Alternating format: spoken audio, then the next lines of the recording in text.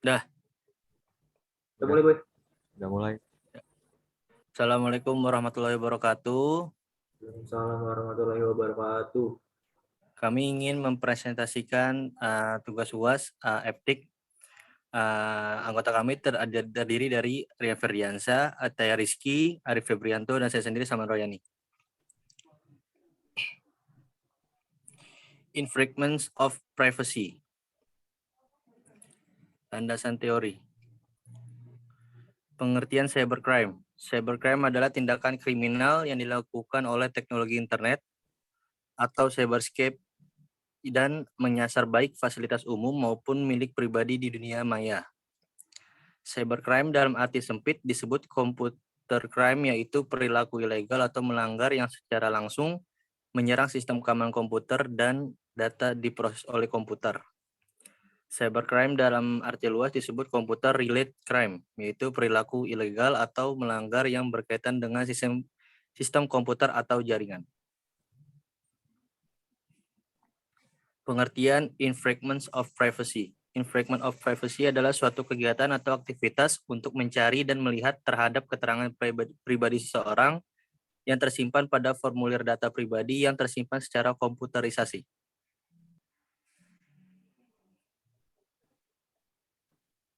Lanjut. Pengertian cyber law. Cyber law adalah hukum yang digunakan di dunia maya atau cyberspace yang umumnya diasosiasikan dengan internet. Cyber law merupakan aspek hukum yang ruang lingkupnya meliputi suatu aspek yang berhubungan dengan orang, perorangan, atau subjek hukum yang menggunakan dan memanfaatkan teknologi internet yang dimulai pada saat online dan memasuki dunia cyber atau dunia maya. Cyber law sendiri merupakan istilah yang berasal dari cyberscape law.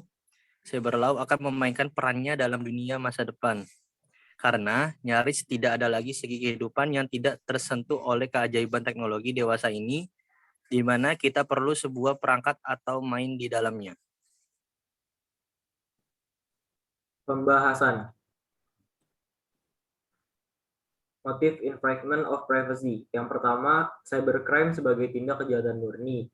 Yang kedua, cybercrime sebagai tindakan kejahatan abu-abu. Dan yang ketiga, cybercrime yang menyerang hak milik cipta. Yang keempat, cybercrime yang menyerang pemerintah. Dan yang kelima, cybercrime yang menyerang individu.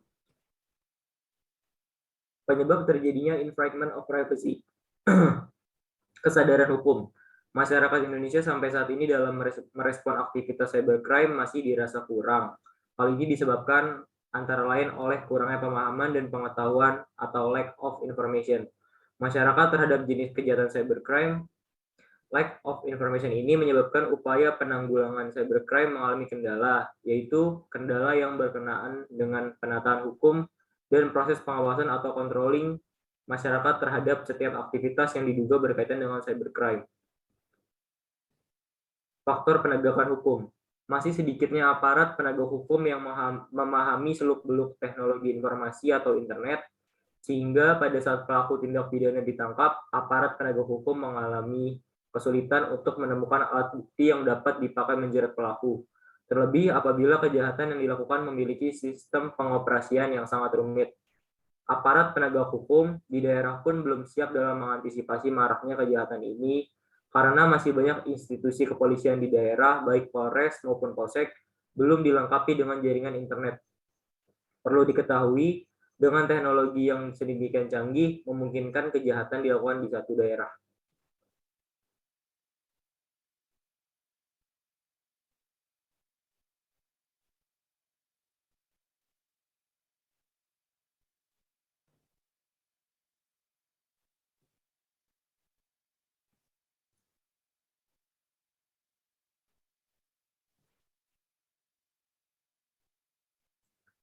Selanjutnya dilanjutkan oleh Rian Ferdiansyah.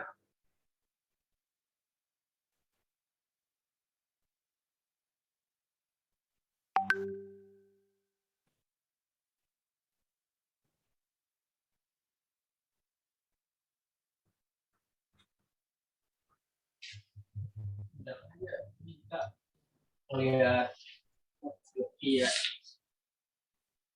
Atau yang beresin orang kayak gini ada pertanyaan?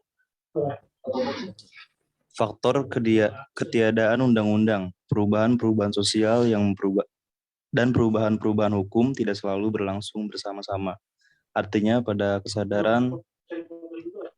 keadaan-keadaan tertentu, perkembangan hukum mungkin tertinggal oleh perkembangan unsur-unsur lainnya dari masyarakat. Sampai saat ini, pemerintah Indonesia belum memiliki perangkat undang-undangan yang mengatur tentang cybercrime, belum juga terwujud. Cybercrime memang sulit untuk dinyatakan atau dikategorikan sebagai tindak pidana karena terbentur oleh asas legalitas.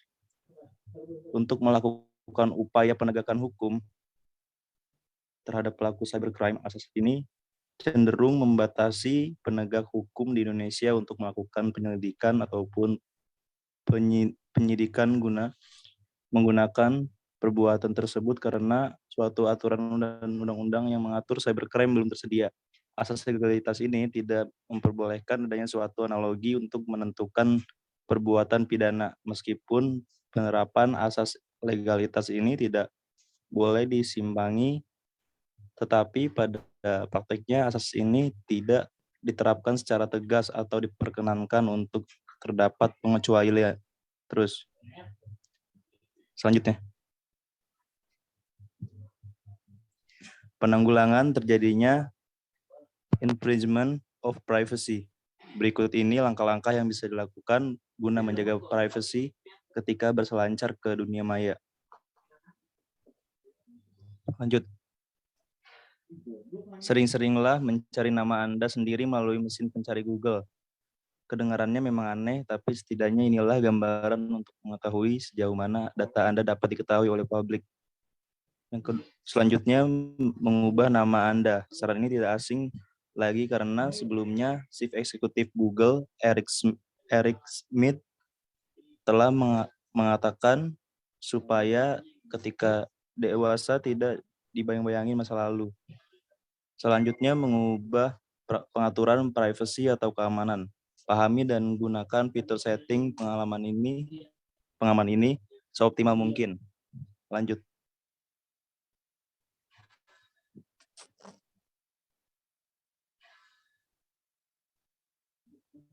Buat kata sandi sekuat mungkin. Ketika melakukan registrasi online, sebaiknya lakukan kombinasi antara huruf besar dan kecil, angka dan simbol supaya tidak mudah terlacak. Selanjutnya, rahasiakan password yang Anda miliki. Usahakan jangan sampai ada yang mengetahui.